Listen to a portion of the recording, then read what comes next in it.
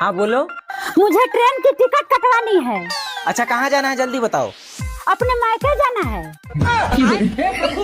अरे मतलब कहाँ से कहाँ जाना है ये बताओ। अपने ससुराल से अपने मायके जाना है। अरे कौन से स्टेशन से जाना है। रेलवे स्टेशन से।